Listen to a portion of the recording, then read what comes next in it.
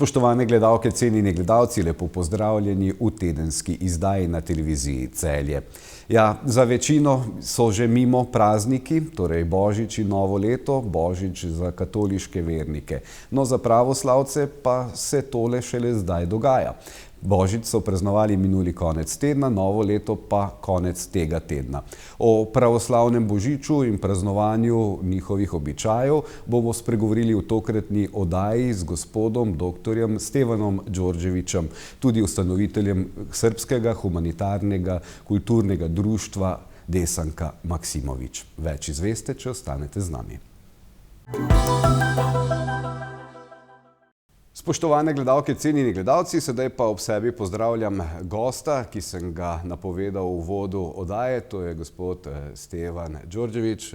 Gospod Stevan, žive, lep pozdrav. Lep pozdrav tudi vam. Ja, in kot sem omenil, bova danes govorila o pravoslavju. Oziroma v uvodu je vredno omeniti, torej, da smo zdaj ravno med tako imenovanim pravoslavnim božičem in novim letom, res nekje na polovici med tema dvema praznikoma. Pravoslavna cerkev pa, če se ne motim, je druga največja v Sloveniji, takoj za katolicizmom.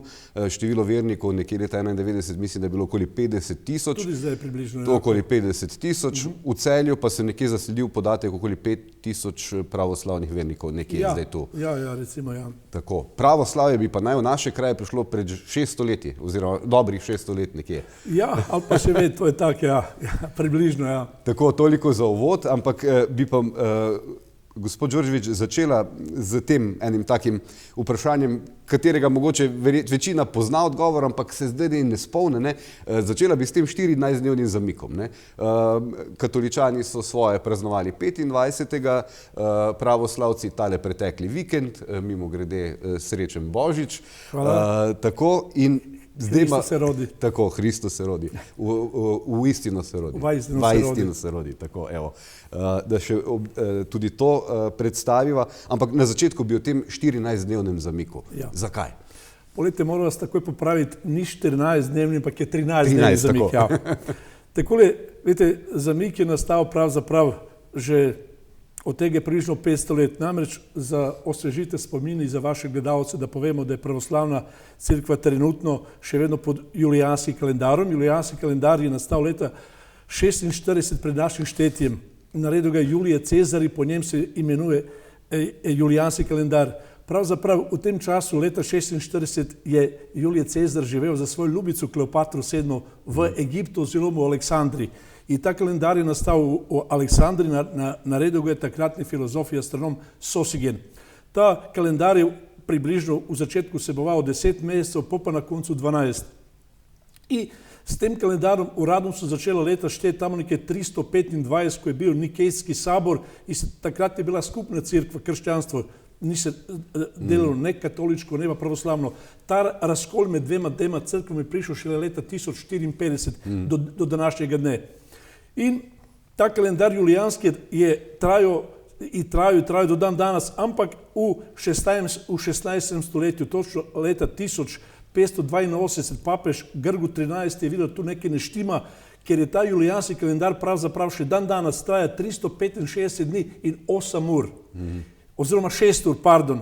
In zaradi teh 6 ur se je podaljševalo, se je vsako leto podaljševalo tako, da leta 1582, ko je nastal gregorijanski kalendar, je bilo že 10 let je leto trajalo, kot je bilo normalno. Je rekel papež, to pa take ne gre, zlasti so imeli problem za prestopnim letom, imeli so problem tudi za Uskrsom oziroma z Veliko nočjo in je on povabil dva zdravnika, tudi astrologa, kateri so bili iz Napolja, iz familije Lili, Anton in njegov brat, in so oni naredili ta gregorijanski kalendar, Luigi, njegov brat Anton, in po papežu se imenuje takrat gregorijanski kalendar.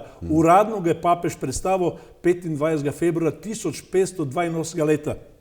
Zanimivo je, da so takrat odločili, da potegnejo 10 dni. Tako da takrat je bil 4. oktober, namesto da bi bil drugi dan 5. oktober, je bil 15. oktober. In teh 10 dni so anulirali.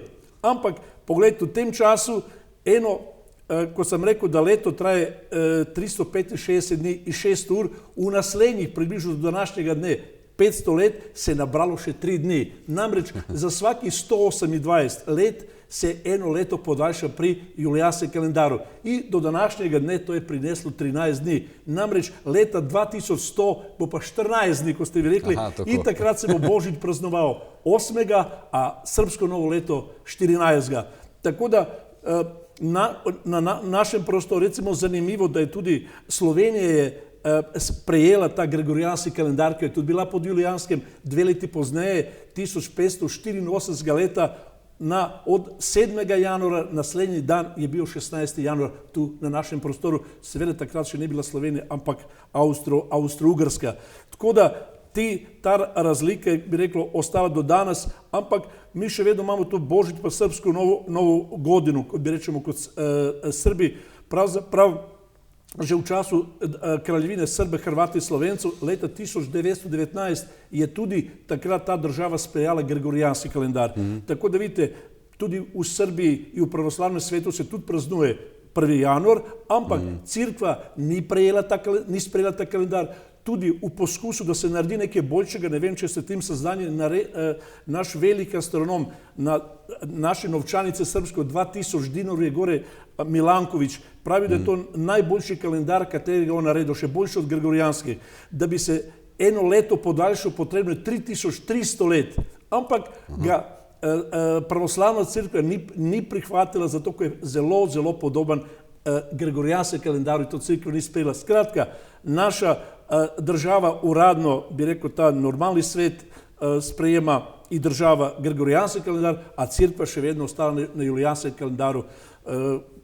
In to je trenutek, kot sem rekel, razlika 13 let, tako da mi, ko praznujemo novo leto, 13. na 14. pravzaprav po julijanskem kalendaru, da ne bo pomote, je 1. januar, jer je 13 let nazaj. Tako. Hvala za tale izčrpen odgovor. Hvala. Zdaj pa greva k samemu praznovanju Božiča. Minuli konec tedna je to bilo, pa bi mogoče predstavili za tiste, ki ne vedo, kako zdaj tradicionalno obeležujete Božič tako v cerkvi in kako tudi doma. Ja. Poglejte, tudi malo isto za uvod bi rekel, od kdaj se pravzaprav praznuje Božič? Božič se je začel praznovati leta 336 v času Konstantina Velikega, našega, tudi mi Srbi smo ponosni na njega, ki je rojen v Nišu. In sploh se je vprašanje zgodovinovih dan danes, zakaj se je še takrat določil 25. december, ker pravzaprav še dan danes se ne ve točno, kdaj je Jezus rojen. Po nekaterih podatkih naj bi to bilo med 7. in 2. letom pred našim štetjem, ampak ni važno. Ta datum 25. december je vzet, pravi, da je takrat tudi največji praznik v starem Rimu bil in takrat se je praznovalo Bog Sonca, Sola.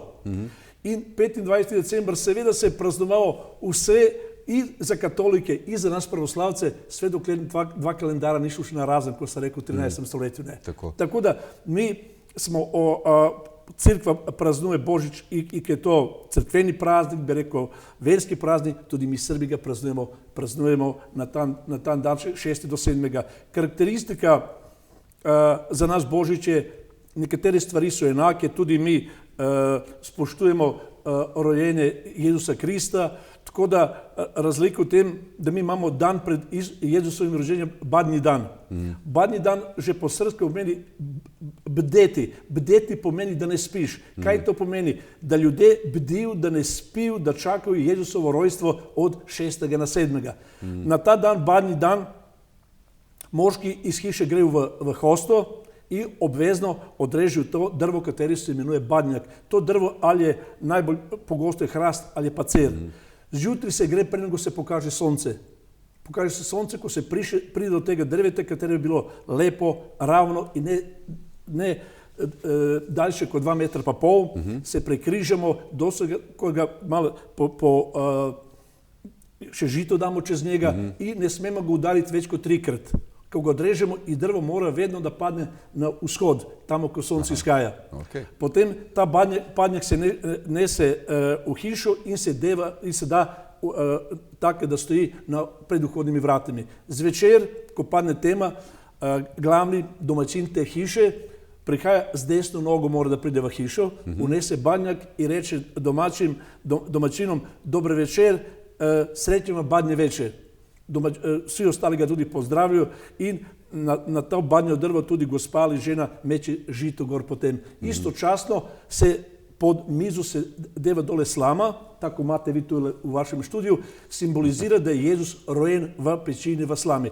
Zakaj se to drvo in zakaj se badnjak nese po naši tradiciji, po religiji, pravi, da bi, ko se je Jezus rodil, pastiri, ko so Gavrila slišali, da je Janez prišel, oziroma Jezus, ker je bilo zima, december, hladno, so pastirima povedali, pastiri so prinesli to drvo in so zakurili, da Jezusa ne bi zeblo. Tako da, ko mi pridemo s tem badnjakom v hišu, badnjak se deva in gori v ogenj in simbolizira i sonce, i sreću, i sve kaj bi tole bilo. Uglavnom, i naj bi se zraven tega badnjaka bilo.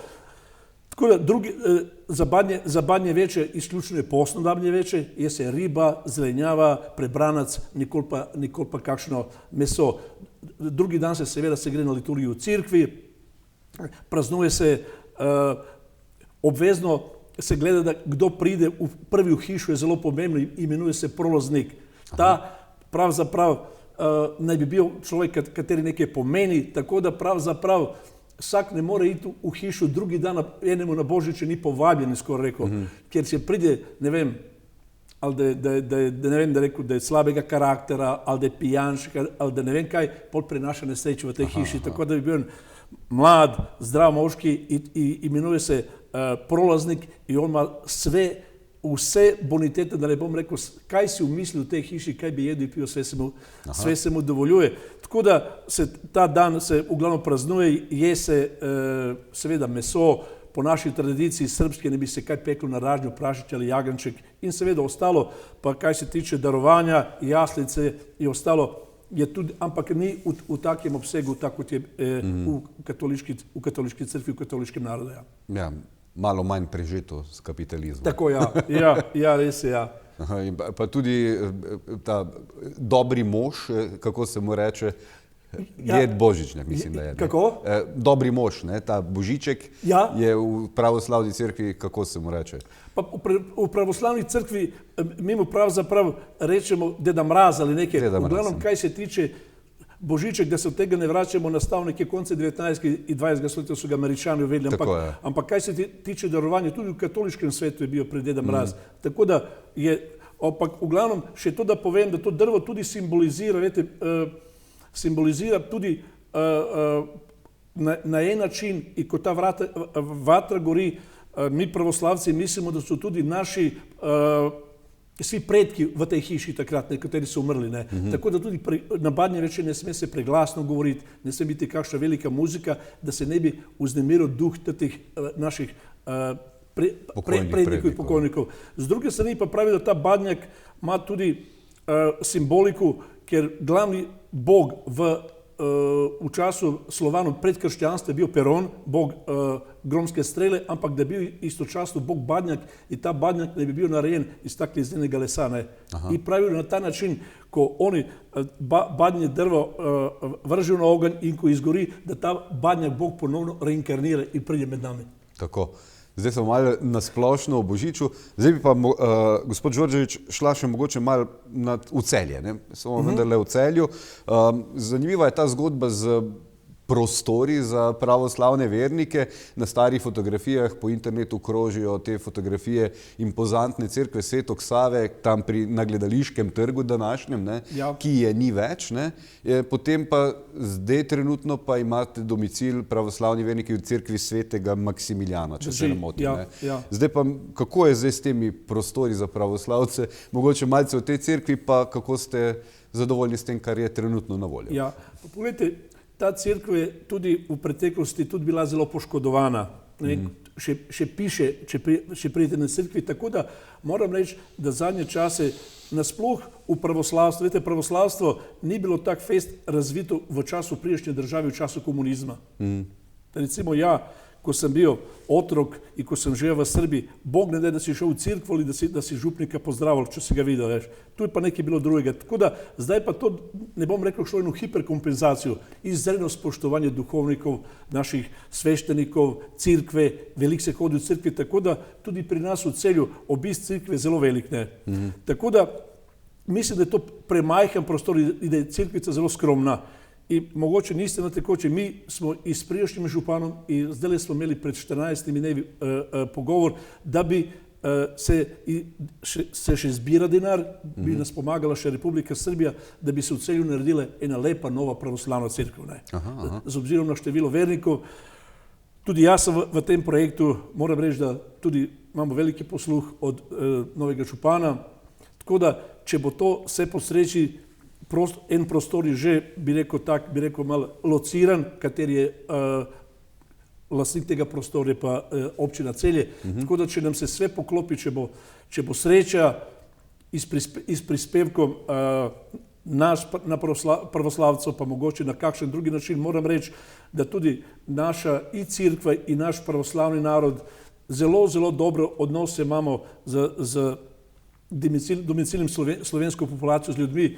In to, mogoče bomo da omenili to društvo, kateri sem ja osnoval 30. aprila leta 1999, je tudi ena obogatitev, bi rekel, celega kulturnega celjskega prostora. In res tudi celjska občina v prijašnjem sestavju, v današnjem, ima zelo velik posluh za našo populacijo in za naše društvo. Dobro. No, društvo je bilo pa ravno naslednja tema, ki sem jo želel odpreti, gospod Đorđević. Kot ste sami rekli, od leta 1999 v Celju deluje Srbsko kulturno-humanitarno društvo Desanka Maksimović, ki skrbi za to, da, če sem prav razumel, združuje ljudi tudi iz nekdanjih republik, ne nujno samo Srbe, in skrbi za kulturno dogajanje, folklora je, druženje, pa bi mogoče kar sami še malce več povedali, kateri ti projekti so najvidnejši, ki jih izvajate recimo vsako leto in mogoče kaj je bilo v tem preteklem letu 2023 z društvom. Ja. Pa pogledajte, jaz se moram pohvaliti, to vidite, leta 1999, zdaj je leto 24, se pravi, društvo že 25 let živi. Vidite, pred mano pravi, da so bili poskusi, da se društvo formirajo, pa tudi, bi rekel, so bile trajala mogoče leto, 2 ali pa 3. Mi res zelo uspešno delujemo iz dva razloga, ker mislim, da se dela zelo kvalitetno in korektno in mislim, da smo tudi postali prepoznavni, da nas tudi vidi i cela Slovenija, i zlasti Celje, i sigurno brez pomoči občine i slovenske populacije ne bi društvo bilo i ne bi bilo uspešno tako kot je. Mislim, zelo sam ponosan da u članovi našeg društva so i velike Slovence noter, pa tudi i drugi nacionalnosti, a da ne govorim ogromno te populacije tudi iz Republike Srpske. Društvo je res, ima svoje sekcije, najbolj znana sekcija je folklorna sekcija, pevačka sekcija. Res tu v teh sekcijah imamo 2-3 sekcije, od seniorkih pa do otrok, kateri so 4-5 let stari, ko bi rekel ne. Imamo poklicnega profesionalnega koreografa in nastopamo na sve velike praznike, tudi ni važno ali su pravoslavni, ali su katolički. Naš najbolj znana manifestacija Đurđevak, že 25 let, vsako leto, vedno je međunarodna z udestovanjem tudi folklorov iz Avstrije, Srbije, Bosne. Pa tudi, če je kakršnakoli velika prireditev v Celju, smo vedno povabljeni in z največjim veseljem se tudi tega udestvujemo. Društvo se razvija. Imamo problema vedno s prostorom, trenutno, kateri prostor uporabljamo, imamo zelo lep prostor, ampak se bojimo, da bo ta prostor prišel na licitaciju, da se bo prodavao kako i kaj. Ampak karkoli da se zgodi, društvo mora obstati in bo obstalo, to ja obljubljam i srpski populaciji v Sloveniji i našim Slovencem, ker mislim, da je res škoda, da je do društvo, kateri dobro zaživelo. Že v štartu, že v samem imenu piše, da je kulturno-humanitarno. Mi smo popolnoma apolitično, zanima nas samo humanizam in kultura in na tem polju največ tudi i delujemo. Tako, društvo Desanka Maksimović, mogoče ni tudi naključje, da ste izbrali takšno ime, ima ta gospa tudi te lastnosti, ki si jih sami želite. Ja, pa Desanka Maksimović je res legenda srpske književnosti, tudi dolgo je živela, 94 let. Takrat moram reči, ko sam društvo formiral, jaz sem hotel, da se društvo imenuje Katarina Brankovič. Katarina Brankovič, vemo, naša Katarina je žena od Urlika Celjskega, ne? Tako da je ena velika povezava na ta način med že, bi rekel, v 14. stoletju med Srbi pa Slovenci. In tudi Celjem. In Celjem, kako bi rekel, ne? Ampak, eto, vidite, ja mal, mogoče res moja največja ljubezen posle medicine, zgodovina, ampak ja takrat ljudem nisem mogel razložiti marsikdo od tih, ko smo formirali društvo, da ne bom rekel, 3/4 ljudi niso čuli za Katarino Brankovič, ne. Aha, ja. Ko sem pa bil parlamentaran, pa sem tako rekel, ajde bomo pa glasovali, kako se bo imenovalo društvo za Desanko Maksimović, vsi vedeli, za Katarino Brankovič pa samo nekateri. Ampak evo, v tu čast zdaj imamo pregovore z celjsko občino pa za Ministrstvom za kulturo za Srbijo, vete.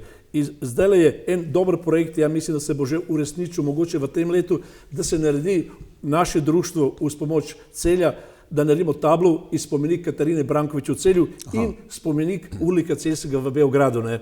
Taka simbolna gesta. Tak je na simbolno. Tako da, seveda, Desanka Maksimović je pa prepoznavna in ne samo to, veste, vsaka naša hiša, naš človek ima svojo srpsko slavu, verjetno ste slišali za slavu in mi slavu praznujemo 31. oktobra svoj Sveti Luka. To mi ne bi mogli praznovati, če ne bi dobili dovoljenje od potomkov Desanke Maksimović. Tako da tudi oni su se strinjali da imamo to ime, su ponosni tudi na svoju prednicu in su nam tudi dovoljili da praznujemo njenu slavu Sveti Luka. No tako.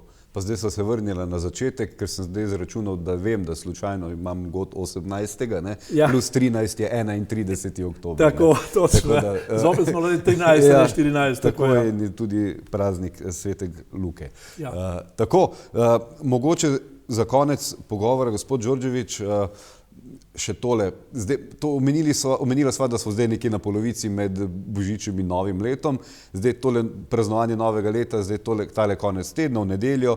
A je to drži, da mogoče sploh med mladimi zdaj to novo leto ni več tako praznovano kot Božič? Da pa, ali je to ne drži?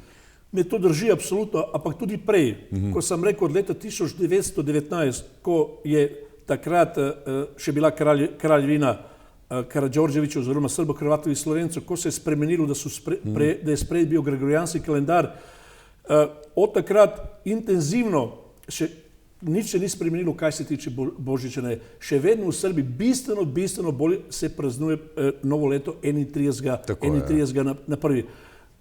Kaj se tiče pa mladih ljudi, ja mislim, da je glih obratno, vete. Ko sem vam prej rekel, v vezi sa crkvijo in v vezi za religijo, se mi zdi, da glih tak na en način še bolj se to oživlja. Mogoče iz enega razloga, da se to prenaša od starševa z drugo, mislim, da mladi ljudje vedno rabijo neko novo zabavo, neki novi dogodek. Tako da, ampak pravim, ni slučajno, ni pa primerljivo v teh razmerah, tudi v srbski populaciji, kljub temu, da se imenuje Srpska nova godina, da bi se to praznovala ko 31. Ampak Bog pa ne da bi se pa pozabilo na to, ker še vedno, vemo, po našem crkvenem kalendaru, to je 1. januar, ni pa 14. Tako je.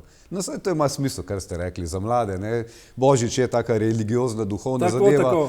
Za novo leto se pa ponovadi žurira. Ja, absolutno. In zdaj mladi imajo možnost žurirati 1. in 8. Ampak absolutno se to obeleži, nikoli se pa ne pozabi, da od 13. na 14. pa Srpsko novo leto. Oziroma se pravi imenuje Srpska nova godina. Tako. No in ob koncu tega pogovora, kamor sva tudi prišla, vam želim srečno Srpsko novo godino, zdaj v nedeljo. Vse dobro tudi z delom v društvu, pa hvala za vse, kar ste povedali danes v oddaji. Hvala lepo. Tudi koristim tu priložnost, da vsem Celjanom in celi Sloveniji tudi jaz čestitam Božič, novo leto, da želim sve najboljše, veliko zdravja, sreče, pa tudi dobrodošli na kakršnekoli naši zabavi, če se bo organizirala tu na naši teritoriji. Pa lepo zdrav vsem. Hvala.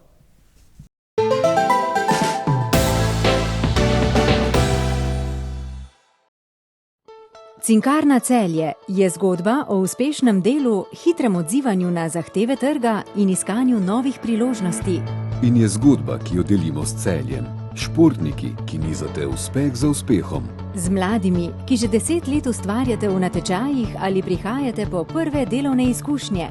S tistimi, ki skrbite za kulturno zavest ali pomagate ljudem v stiskah.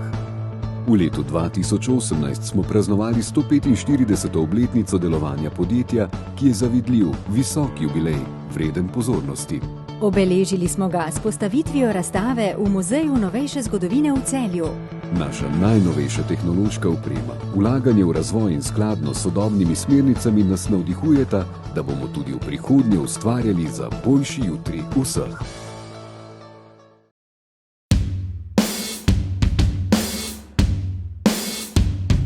MeTeam predstavlja enostavno uporabniško videokonferenčno orodje, ki omogoča hitro in zanesljivo komunikacijo tako znotraj, kakor zunaj vaše organizacije. Omogoča vam organiziranje projektnih skupin, snemanje konferenc, glasovanje ter beleženje in shranjevanje podatkov. Je orodje, ki predstavlja idealno rešitev pri sodobnem načinu vodenja ter komunikaciji tako s partnerji, strankami kot tudi zaposlenimi. Delovanje sistema pa spoštuje vse predpise o varnosti podatkov, saj vsi podatki, s katerimi upravljate, ostanejo v vaši državi. V kombinaciji s pametno tablo Novatel Clever Touch pa postane orodje MeTeam resnično popolno. Pametna tabla namreč omogoča pisanje, risanje in prikaz interaktivnih vsebin, ki jih s pomočjo orodja MeTeam delite neposredno v videokonferenčnem pogovoru.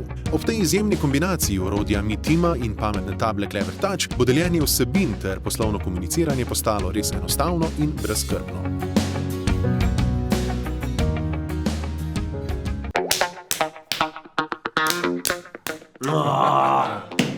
Espresso?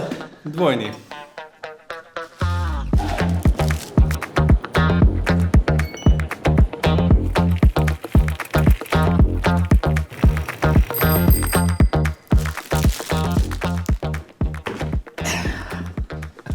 Koliko tak hit? Centralka?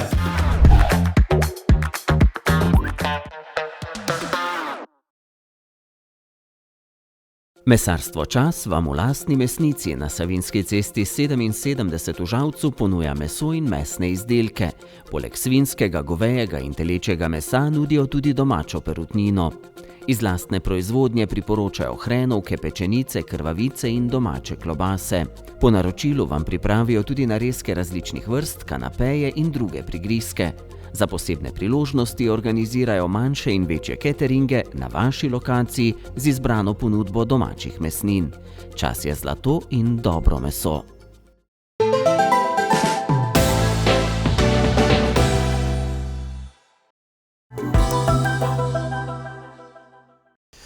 Tako tole je bila še ena tedenska izdaja. Hvala lepa za vašo pozornost. Vabljeni pa v našo družbo znova prihodnjo sredo. Lahko že napovem, da bo oddaja gledališko obarvana, saj v gledališču Celje pripravljajo novo premiero. Več izveste, če boste z nami znova prihodnjo sredo. Do takrat pa lep pozdrav in srečno.